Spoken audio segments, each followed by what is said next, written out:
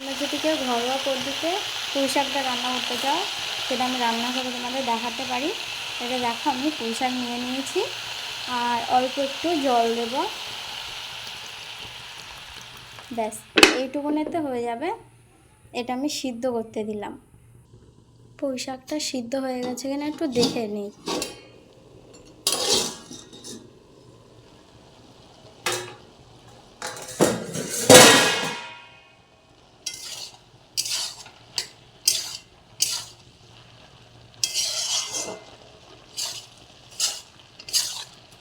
দেখো এটা সিদ্ধ হয়ে গেছে, এটা দেখি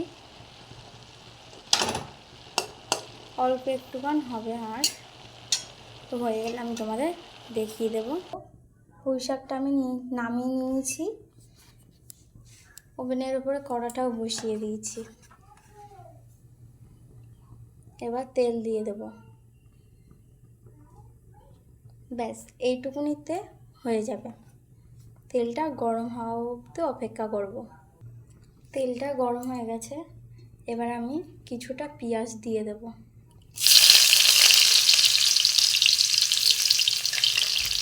পেঁয়াজটা একটু বেশি মতনই দেব।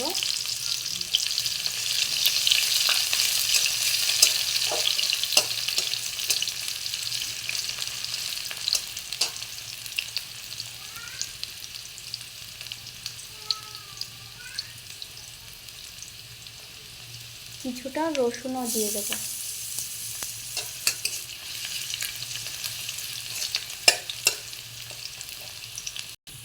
পেঁয়াজটা দেখো লাল লাল হয়ে গেছে, কিছুটা লঙ্কা দেব।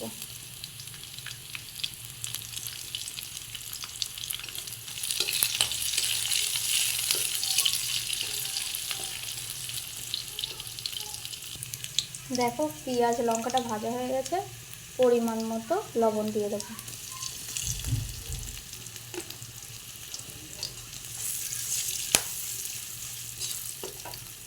সাথে হলুদটাও দিয়ে দেব।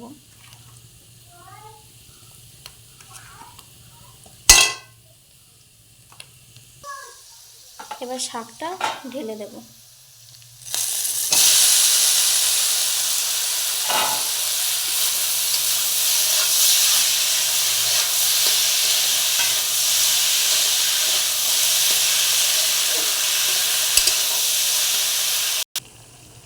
দেখো দেওয়ার সাথে সাথে কীরকম টক বক করে ফুটে উঠছে।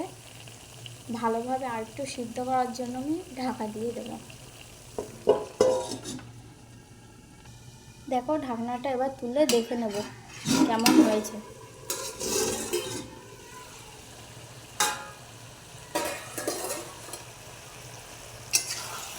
দেখো অনেকটাই শুকনো শুকনো হয়ে এসছে।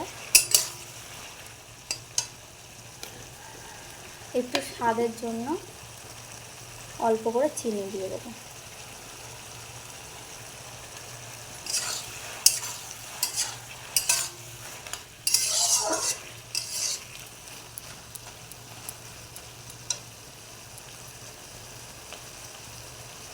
দেখো এটা কীরকম মাখো মাখো মতো হয়ে গেছে আর সুন্দর কালার এসছে। এবার এটা আমি একটু নামিয়ে নেব, হয়ে গেছে। দেখো নামিয়ে নিয়েছি, একটা সুন্দর কালার এসছে। এভাবে তোমার বাড়িতে একদিন রান্না করে খেয়ে দেখো কেমন লাগে, কমেন্টে বলো। Tata bye.